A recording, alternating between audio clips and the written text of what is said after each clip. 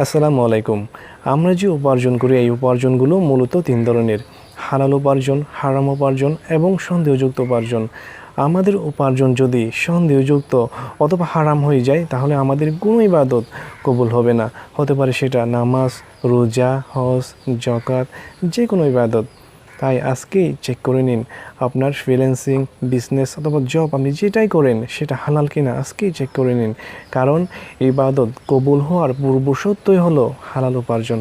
আপনার উপার্জন যদি হালাল না হয় আপনার কোনো ইবাদত কবুল হবে না। রিজিকের মধ্যে যদি একটা টাকা হারাম থাকে, যতক্ষণ সেটাকে আপনি ত্যাগ না করছেন আপনার ইবাদত কবুল হবে না। আল্লাহ পাক বলেছেন, ইন্নাল্লাহা তাইয়্যিব লা ইকবালু ইল্লা তাইয়্যিব। আল্লাহ পাক পবিত্র, তিনি পবিত্র রিজিক ছাড়া কবুল করেন না। তিনজন ব্যক্তির দোয়া কবুল হয়, নবীজি বলেছেন। একজন হচ্ছে বাবা যখন সন্তানের জন্য দোয়া করে। দুই নাম্বার, যখন কোনো মুসাফির মানে সফর করছে যারা আল্লাহর পথে বা মুসাফির, তারা যখন আল্লাহর কাছে দোয়া করে দোয়া কবুল হয়ে যায়।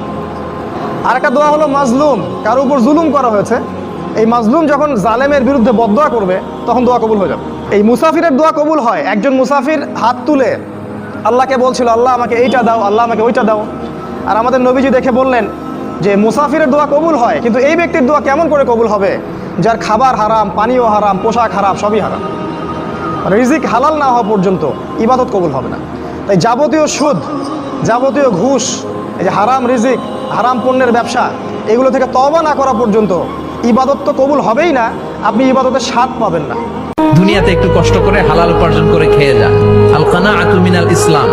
অল্পে খেয়ে তুষ্ট থাকা আর আল্লাহ শুকরিয়া করা, এটার নাম ইসলাম। অল্প খাও, অল্প পড়ো, অল্প জমাও। ঘড়ির কাঁটা ঘুরছে ঠিকই, ঘড়ির কাঁটা ঘুরছে ঠিকই, যাচ্ছে চলে